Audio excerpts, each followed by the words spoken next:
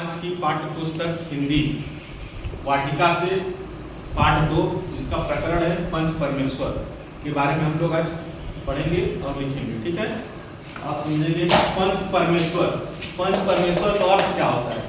पंच परमेश्वर का शाब्दिक अर्थ ये होता है न्याय करने वाले लोग ही भगवान के समान होते हैं।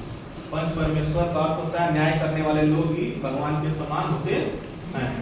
ठीक है, अब यहाँ तुमको दिया है कि पंच परमेश्वर में किन दो लोगों की गाढ़ी मित्रता थी। जुम्मन शेख और अलगू चौधरी की पक्की मित्रता थी। ठीक है, गहरी मित्रता थी।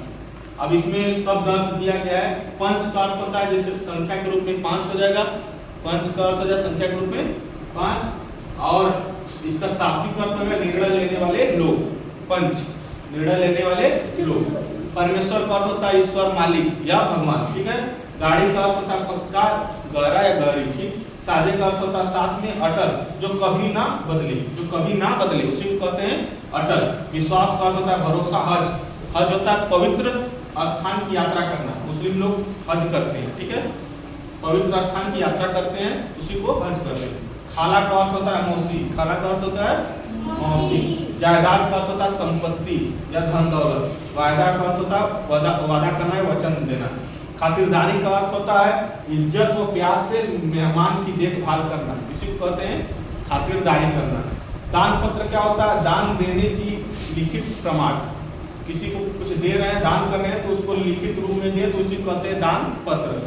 निठुर क्या होता है? निर्दयी या कठोर दिल वाला।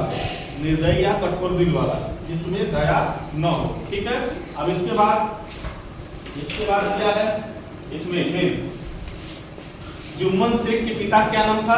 जुमराती। इसको याद करना, जुम्मन शेख के पिता का नाम था जुमराती। अलगू चौधरी और जुम्मन शेख को शिक्षा प्रदान करने वाले कौन थे? जुमराती। जुमराती कौन थे? जुम्मन शेख के पिता। अब जुम्मन शेख की पत्नी क्या नाम था? करीमन। जुम्मन शेख की पत्नी क्या नाम था? करीमन। ठीक है, जुम्मन शेख के पिता का नाम था जुमराती।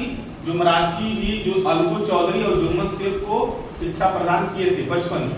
ठीक है, हो गया समझ में आएगा। जुम्मन शेख की पत्नी का नाम था करीमन। अब अगले वीडियो